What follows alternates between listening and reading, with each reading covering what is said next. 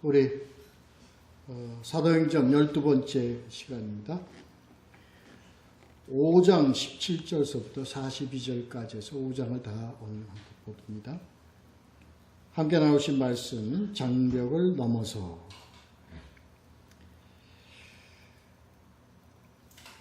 우리는 지난주에 1절부터 16절까지 함께 말씀을 보았죠.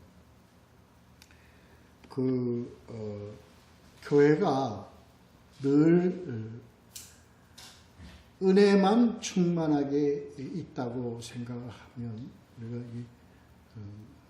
아니다. 교회는 은혜와 공의가 더불어 함께 한다는 의미의 말씀으로 지난주에 이렇게 함께 나누었습니다. 아나니와 삽비라의 그 물질을 가지고 하나님을 속인 것. 우리는 이것을 물질의 어떤 그런 적고 많음의 어떤 그런 것을 가지고 생각을 하기 쉽지만 그렇지 않다. 그러니까 물질의 많고 적음이 아니라 하나님을 기만하고 하나님을 속인 것에 대한 그러한 불의에 대해서 지적을 하는 것. 그러한 죄는 바로 사망에 이르는 죄다. 본문 1절부터 16절까지 해서는 아나니아와 삽비라가 즉시 죽었지만 우리 이것을 즉시 죽는다는 그런 것을 나타내는 것은 바로 하나님이 종말에 이러한 사망으로 이르게 한다는 것을 나타내 보이시기 위한 그러한 사건으로 제시되는 것이지, 죽는다, 그 즉시 죽는다 하는 것에 의미가 있는 것은 아닙니다. 그래요. 사막에 있는 그런 죄죠. 이 공의에 대해서 우리 모두는 두려움이 없습니다. 오늘날 이 교회, 우리 성도 모두 다 이 공의에 대해서 두려움이 없어요. 그래서 이 교회가, 그리고 이 교회가 부정하고 부패하고 온갖 비리와 이 모든 것에 대한 것은 공의에 대한 두려움이 없기 때문입니다. 그리고 이것이 하나의 나에게 적용된다고 생각하지 않고 그냥 추상적인 것으로 그냥 치부해버리고 말기 때문입니다. 그래서 오늘날 우리 이 교계 전체가 속된 말로 겁없어요. 두려움이 없어요. 막 저지릅니다. 성경에 분명히 나타내는데 이것은 사망에 이르게 하는 죄다, 불이다 하는 것을 나타내는 말씀이었습니다. 그런 대충의 말씀을 가지고 나눴고요. 오늘은 이제 17절서부터 42절까지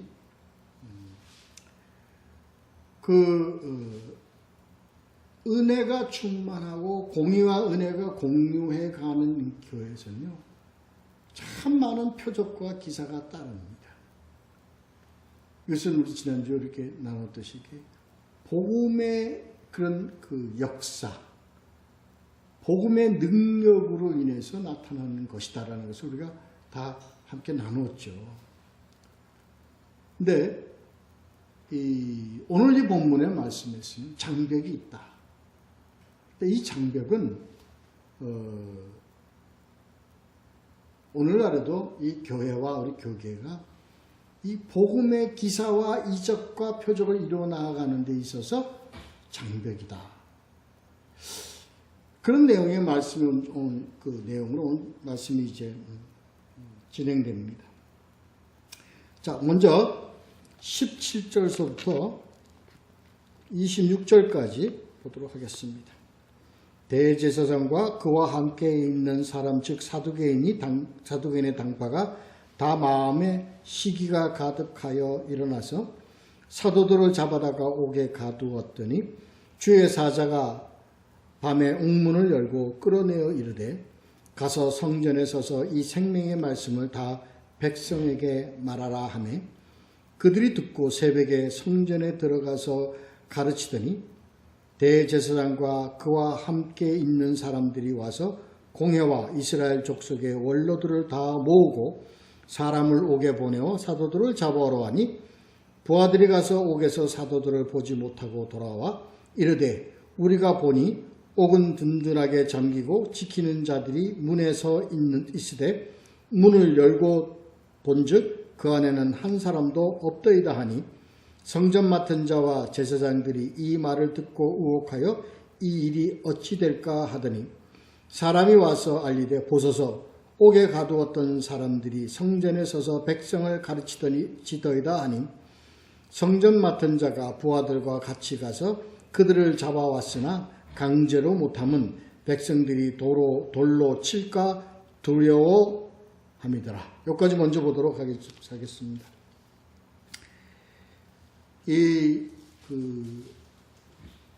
옥에 갇히는 이 사도행전에 이러한 내용의 기사들이 좀 많이 나오죠. 바울도 그렇고 베드로도 그렇고 다 옥에 갇혀가지고 고생을 하고 또 이런 이와 같은 이적 옥문이 열려서 나가게 되는 어떤 그런 내용이 있어서 우리 많이 봅니다. 이 내용의 의미, 이 기사를 우리는 어떻게 받아들일까? 그냥 기적으로 받아들이느냐? 우리가 좀 한번 깊이 생각해 봐야 될 점이 있습니다. 왜 누가는 이러한 사건을 반복해서 우리에게 이 사건의 기사로 우리에게 제시하느냐 하는 내용을 우리가 생각을 해 보아야 될 것입니다. 우리 지난번에 봤던 아나니아와 삽비라와 같은 그러한 불의는 교회 안에서 이루어지는 그런 장애죠.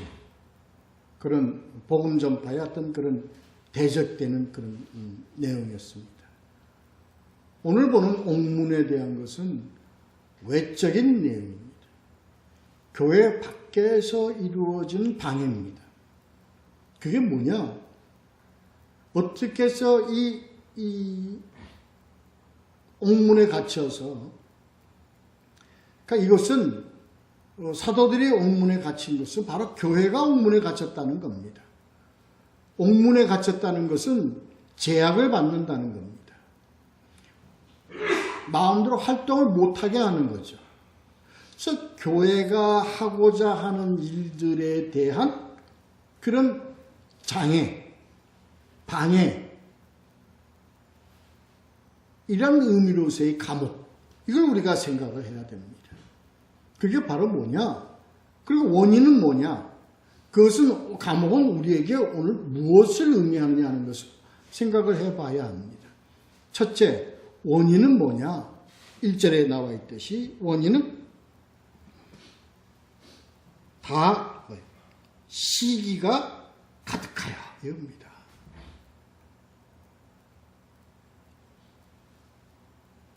그래서 복음이 전파되어지고요.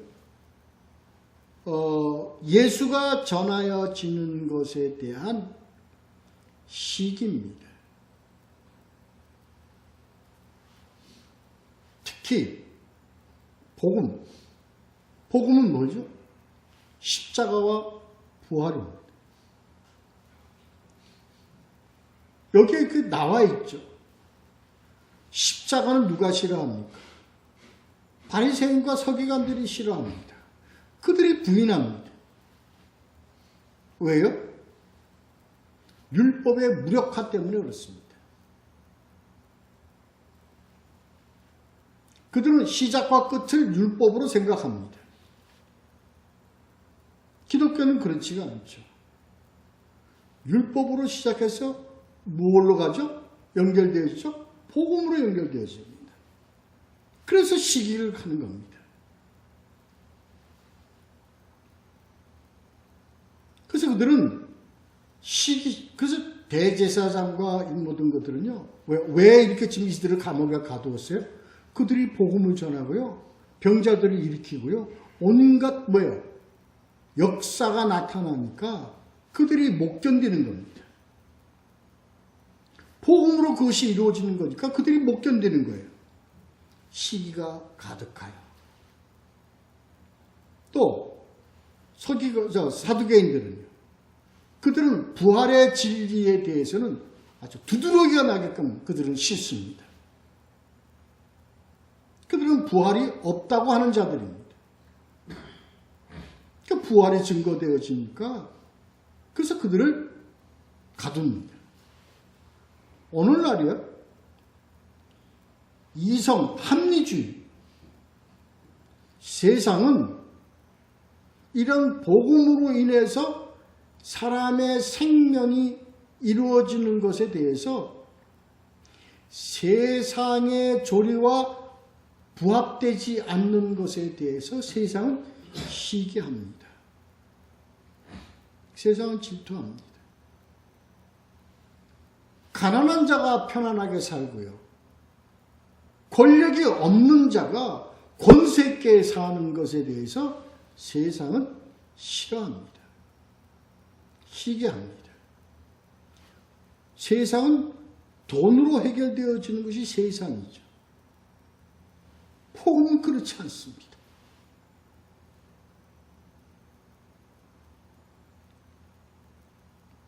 하나님의 것으로 평안과 온유와 권세가 있는 것에 대해서 세상은 세상의 조리로는 맞지가 않는 거죠.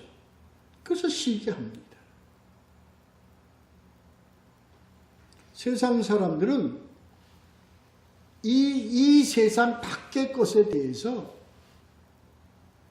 이 세상 밖의 것에 대한 그러한 신앙,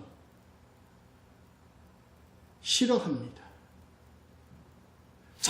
자기네들은 죽음으로 끝납니다.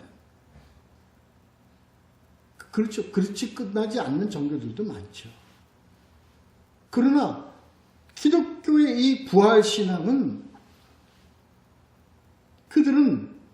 그들과 너무 차별적인 것이기 때문에 그거를 현실로 받아들여지는 것에 대해서 그들은 싫어합니다.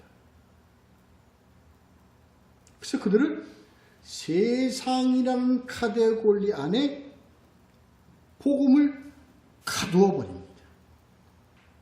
그래서 복음이 세상 밖의 복음으로 나가는 것에 대해서 그들은 비난하고 조롱하고 부인하고,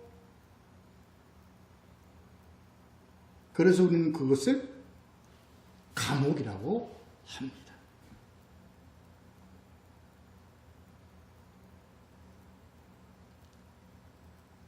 복음의 감옥은 세상입니다. 오늘 이 내용의 의미가 바로 그러한 의미를 가지고 있다는 것을 우리가 알아야 합니다. 이런 의미의 감옥을 세상이 복음을 가둘 수 없다는 것이에요.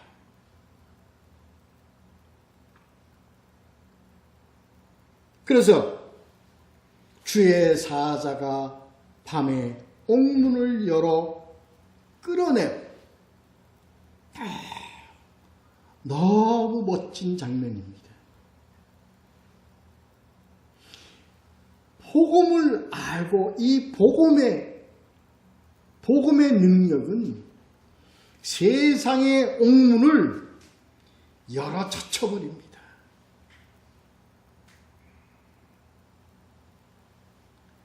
그래서 세상이 감당할 수 없다는 겁니다. 세상이 이길 수 없습니다. 누가요? 주의 사자, 천사죠. 이 얘기는 하나님이 그렇게 하신다는 겁니다. 하나님이 세상에 가두어지는 것을 하나님이 그냥 버려두지 않습니다. 하나님이 옥문을 열어젖힙니다. 이런 의미의 이 내용입니다. 오늘 이 말씀. 그래서요, 나와 있습니다. 어떻게 해요?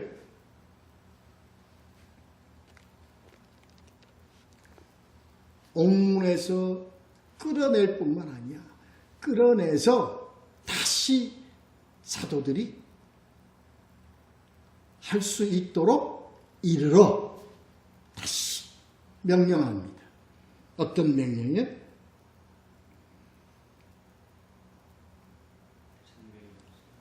맞습니다. 맞아. 생명의 말씀을 전하라는 거야. 무슨 말씀? 생명의 말씀을 전하라는 거야. 복음은 뭐예요? 생명의 말씀입니다. 생명의 말씀이라는 건 말씀 이꼬르 생명입니다. 제가 여러분의 문법까지 다 말씀드리네요. 동격입니다. 생명과 말씀은. 그렇다 얘기는 생명이 말씀이요. 말씀이 생명이다. 바로 말씀 안에 뭐가 있어요? 생명이 있다는 얘기입니다. 이게 오늘날 교회에 하나님이 하시는 명령이에요.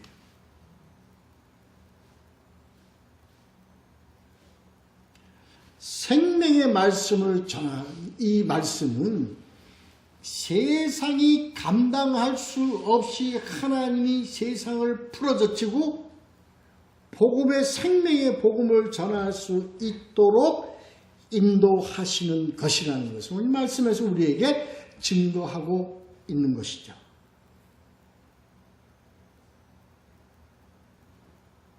그래서 저는 여기서 두 가지 강조를 제가 하고 싶습니다. 뭐예요? 복음은 세상이 감당할 수 없는 이것 하나하고 둘째는 뭡니까? 생명의 말씀입니다. 두 가지입니다.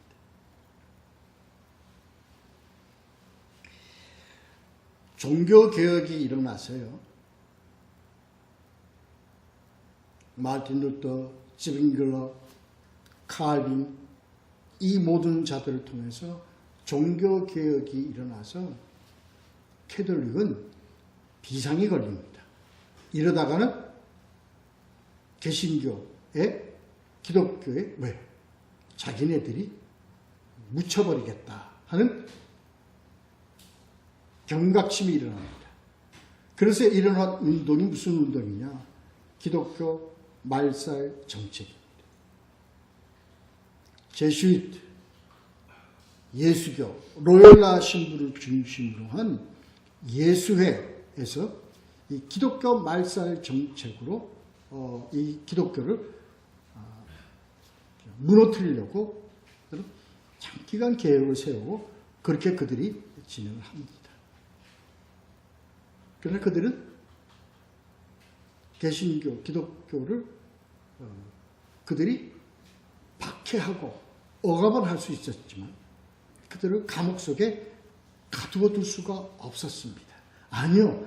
그들이 감옥에 가두려고 하면 할수록 더 기독교는 팽창해 나아가고 전 세계로 뻗쳐 나아가게 됐습니다.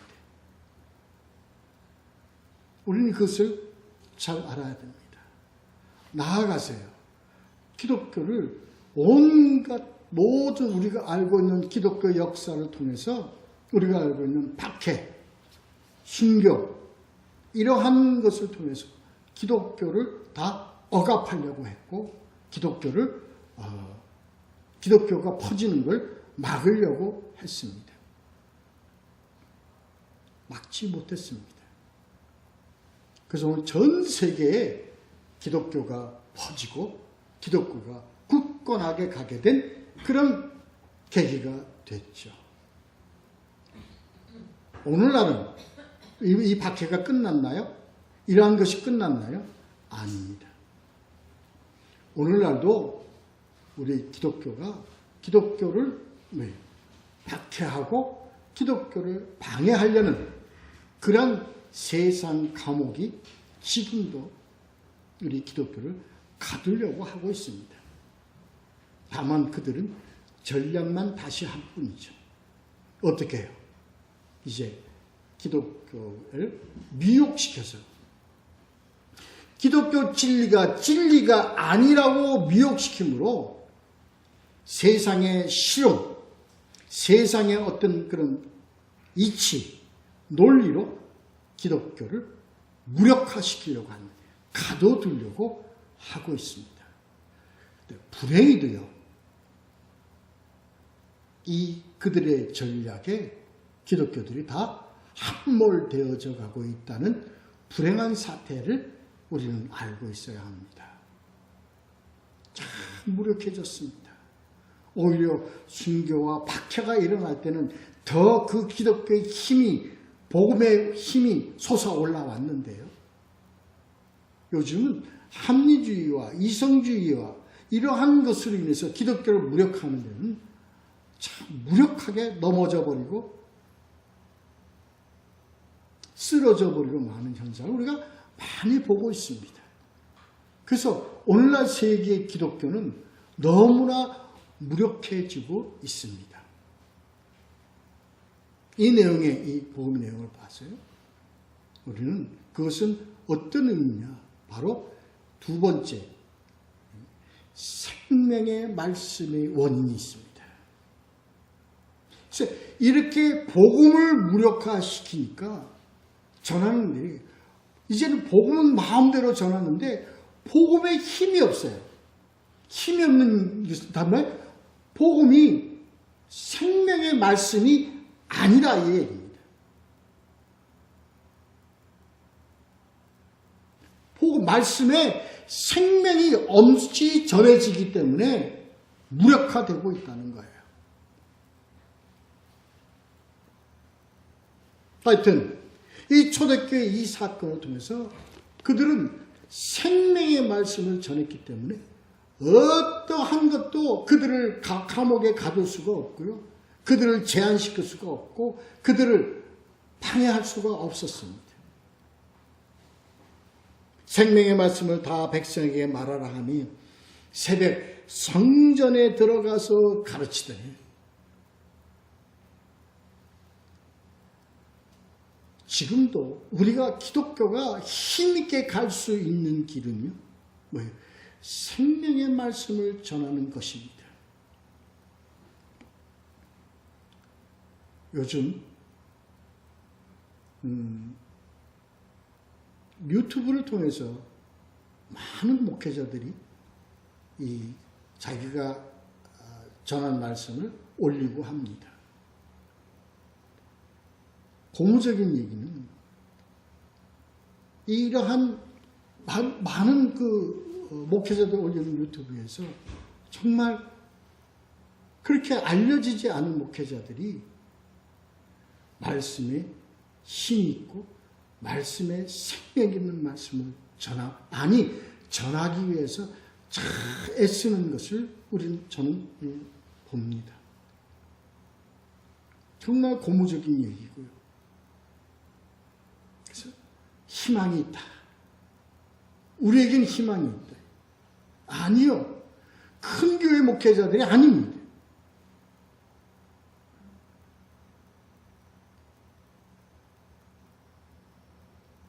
우리 교회처럼 동영상을 보면 다 알 수 있죠.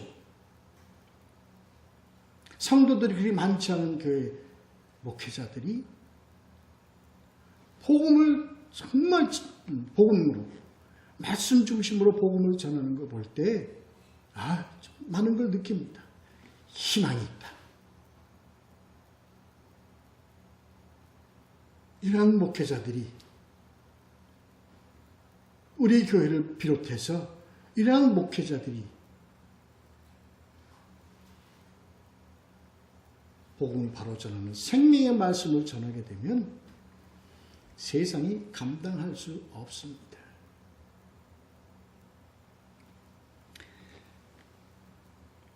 그 다음에요.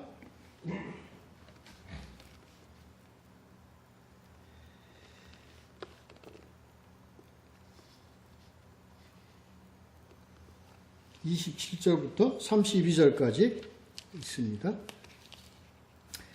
그들을 끌어다가 공회 앞에 세우니 대제사장이 물어 이르되 우리가 이 이름으로 사람을 가르치지 말라고 언금하였으되 너희가 너희 가르침을 예루살렘에 가득하게 하니 이 사람의 피를 우리에게 돌리고자 함이로다.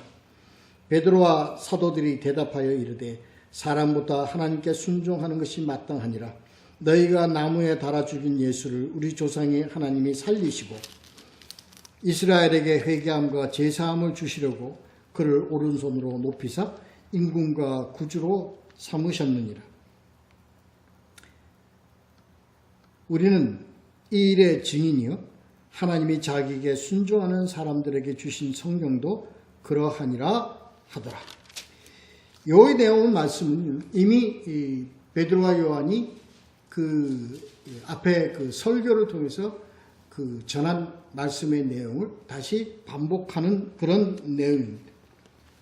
여기서 그 내용보다는 그래서 이제 하나님께서 세상이 감당하지 못하도록 그들을 내어서 복음을 전하도록 하는데 생명의 복음을 전하는 것이 바로 교회다. 그래서 교회는 뭐냐? 교회는 바로 이러한 하나님의 역사에 대한 증거자다. 그러니까 증거자는 무엇에 대한 증거자냐? 본문에 나와 있듯이 너희가 죽인 예수를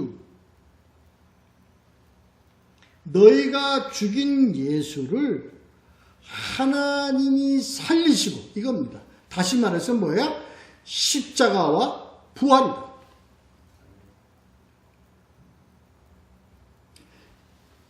그래서 십자가와 부활을 증거하는 것은 어떤 목적으로? 그 뒤에 나와 있듯이 회개함과 죄사함을 주시려고 해요. 회개에 대한 내용은 우리가 다 그동안 다 함께 나누었죠. 회개는 무엇에 대한 회개예요? 하나님께로 돌아오는 것. 그렇게 하기 위해서 십자가와 부활, 다시 말해서 복음을 전하도록 하는 증거자로서의 역할을 했다. 이게 바로 뭐냐? 교회다 하는 거예요.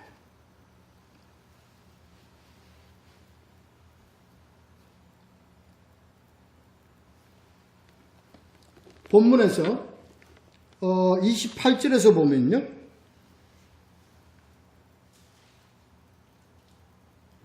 너 전하지 말라고 했잖아. 뭘 전하지 말라고 그랬어요? 그들이.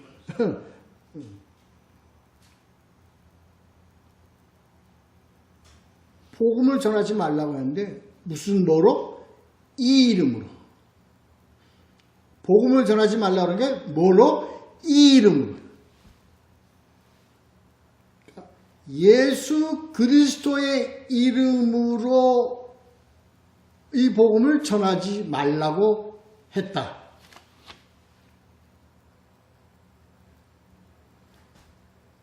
왜? 우리가 죽인 놈 아니에요. 우리가 죽였잖아. 그 이름은 우리가 죽인 이름이야. 너희가 자꾸 우리에게 복음을 그렇게 전하면 뒤에 나와 있죠. 뭐로? 이 사람의 피를 우리에게 돌리려고 하는 거 아니냐 이 얘기입니다. 이게 뭐예요? 예수 그리스도를 우리가 죽였다고 너희가 자꾸 이 복음을 통해서 그걸 밝힌다는 거예요. 뭐가? 율법이. 근데 그거는 뭐였어요? 바로 율법과 복음과의 관계입니다. 왜? 율법은 뭐예요? 죄를 나타내고 드러내게 하는 겁니다. 율법에 의해서 예수는 죽었어야 합니다. 누구를 대신해서? 우리를 대신해서. 이걸 저들이 알아요? 몰라요. 저들은 뭐예요? 신학 박사들이에요. 유대교의 신학 박사들이에요. 율법사들이에요. 그들이 몰라. 그래서 그렇게 너희가 예수 그리스도의 이름으로 자꾸 하지 말라는 걸 자꾸 너희가 전하면 그럴수록 뭐가 나타나요? 우리가 죄인이라는 걸 자꾸 나타나도록 하기 때문에 전하지 말라 하는데 왜 자꾸 전하느냐 이겁니다.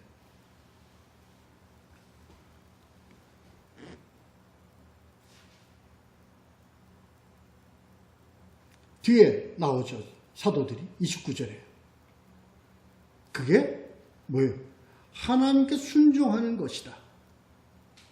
뭐에 순종하는 것이? 하나님께 순종한다는 말이 무슨 말일까요? 뭐에 순종하는 거예요? 복음에 순종한다는 겁니다. 말씀에 순종한다는 겁니다. 교회는 하나님의 말씀, 복음에 순종하는 증거자가 되어야 되는 거예요. 교회에서 증거하는 내용은 세상 입맛에 맞추면 안 되는 겁니다. 다시 말해서 성도들의 입맛에 맞추면 안 되는 겁니다. 세상적으로 성도를 위로하기 위해서 말씀을 전하면 안 되는 거예요. 굉장히 위험한 겁니다. 정확하게 알아야 됩니다. 말씀은 성도를 위로하는 것이 아닙니다. 말씀은 뭐예요? 말씀에 따라서 성도가 위로를 받는 것이지 위로하기 위해서. 그래서 그런 설교가 전부 다 어떤 뭐가 됩니까? 기복적인 설교가 되는 겁니다. 세상적 설교가 되는 겁니다.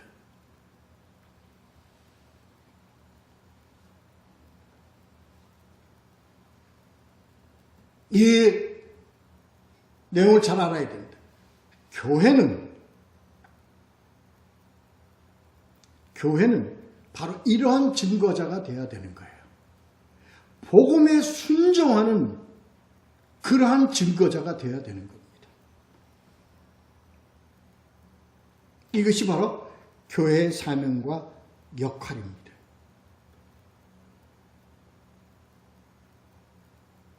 그렇게 전하는 것이 마땅하도다. 마땅하다.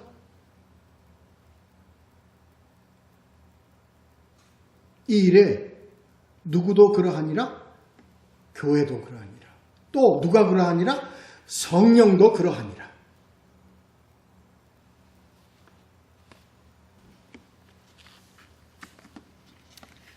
이 성령의 존재에 대해서는 매번 강조합니다. 정확하게 알아야 됩니다. 성령이 우리를 인도하시는 것은 복음에 순종하고 우리가 복음을 바로 깨닫도록 인도하는 것에 성령의 목적과 성령의 의도와 하나님의 뜻이 있는 것을 우리가 반드시 알아야 됩니다. 성령은 우리에게 신비한 것을 주기 위해서 오신 거 아닙니다. 우리가 초보적 신앙에 있을 때는 저도 그런 줄 알았습니다.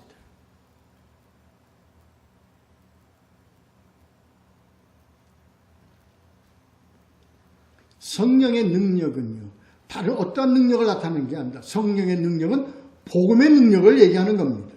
반드시 알아야 됩니다.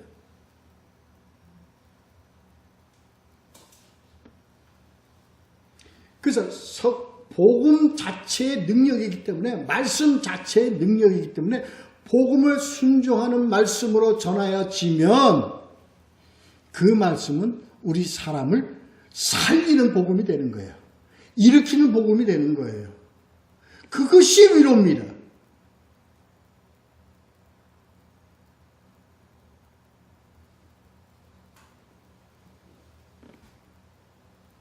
다 알아야 될 것입니다. 자, 우리 33절부터 42절까지 말씀.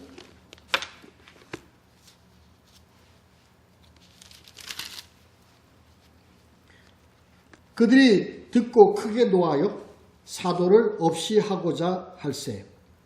바리새인 가말리엘은 율법 교사로 모든 백성의 존경을 받는 자라. 공회 중에 일어나 명하여 사도들을 잠깐 밖에 나가게 하고 말하되 이스라엘 사람들아 너희가 이 사람들에 대하여 어떻게 하려는지 조심하라. 이전에 드다가 일어나 스스로 선전하며 사람이 약 400명이나 따르더니 그가 죽임을 당하며 따르던 모든 사람들이 흩어져 없어졌고 그 후 호적할 때 갈릴리 유다가 일어나 백성을 꿰어 따르게 하다가 그도 망한즉 따르던 모든 사람들이 흩어졌느니라. 이제 내가 너에게 말하노라. 이 사람들을 상관하지 말고 버려두라.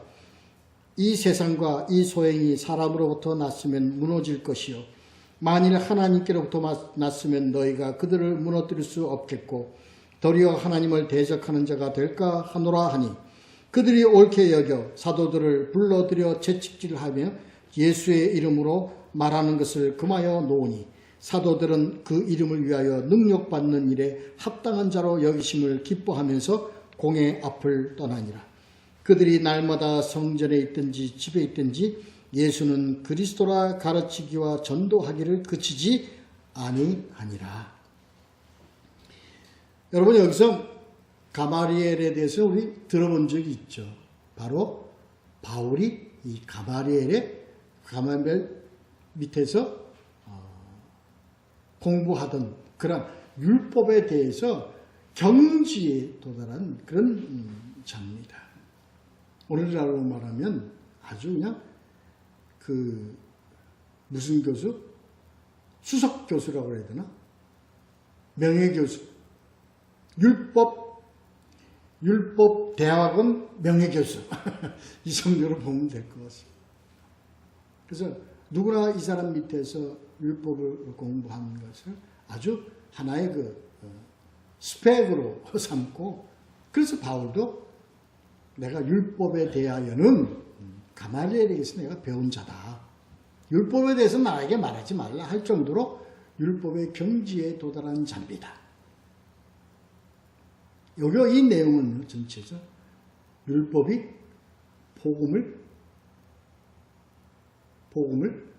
율법이 복음을 어떻게 할 수 없다는 내용입니다.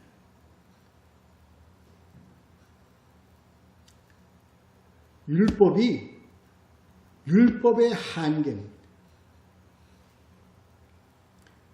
복음은 율법의 한계에 복음이 어떠한 영향도 받지 않습니다. 율법의 학자, 율법의 박사의 박사라 하더라도 복음의 영역에는 율법이 해할 수 없습니다. 왜요? 가말리엘이 예견하고 얘기했듯이 사람으로부터 난 것이 아니라 하나님으로부터 난 것이기 때문에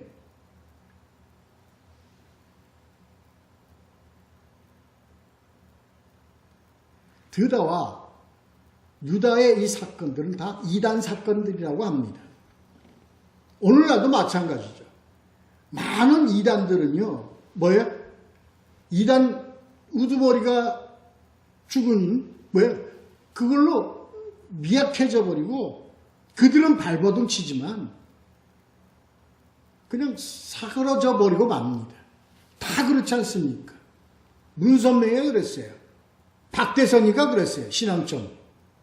이단들, 지금 현재 행행하는 이단들 걱정할 거 없습니다. 그들 죽으면요, 누가 죽으면 부인이 하나님이라고 그러고 하지만 자체가 사그러져 버리고 맙니다. 이게 이단의 한계입니다. 복음은 뭐로부터 난 거예요? 하나님으로부터 난 겁니다. 복음 전달자가요, 아무리 능력 있는 복음 전달자가 죽어서 복음이 끝나나요? 더 융성해 퍼집니다. 베드로가 죽고 바울이 목에 날아가면 복음이 끝났나요? 그로부터 복음이 더 세상으로 뻗쳐나갔습니다. 왜요? 그건 하나님께로부터 왔기 때문에 그렇습니다. 반대로 오늘날 세상 교회가 부패하고 타락하고 다 해서 복음이 죽나요? 그렇지 않습니다. 하나님은 작은 자들을 이렇게 세워서 복음이 더욱 강하게 하고 복음으로 더 하나님의 나라가 더 굳건하게 세울 수 있도록 계시록에서 얘기한 이기는 자들을 세우는 작업을 누가 하세요? 하나님이 하시기 때문에 우리가 단지 걱정해야 될 것은 우리가 이러한 이기는 자 속에 들어가는 신앙으로서 우리가 넘어지지 않고 굳건하게 서서 갈 수 있을까에 대한 염려와 근심으로 가면 되는 겁니다.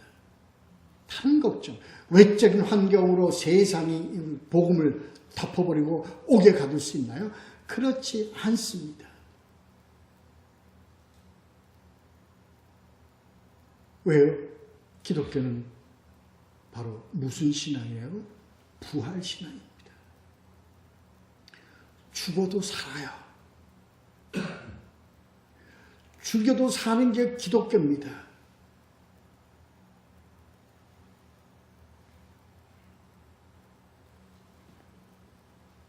우리가 신앙생활을 하면서 우리가 이 부활을 믿어요. 예수 그리스도를 믿어요. 믿으면 바로 우리가 그런 믿음대로 되는 영생하는 삶을 우리는 소유하게 되는 겁니다. 그래서 살아서 믿는 자는 영원히 죽지 않는 신앙으로 가는 겁니다. 무엇으로 이러한 신앙으로 지켜 지탱해 갈 수 있습니까? 바로 오늘 말씀대로 복음 말씀입니다. 믿으시고 순종하면서 우리가 오직 복음을 통해서 하나님의 생명을 소유하고 복음에서 나오는 능력으로 사는 우리 모두가 되시기를 예수 그리스도의 이름으로 축원합니다. 기도하겠습니다.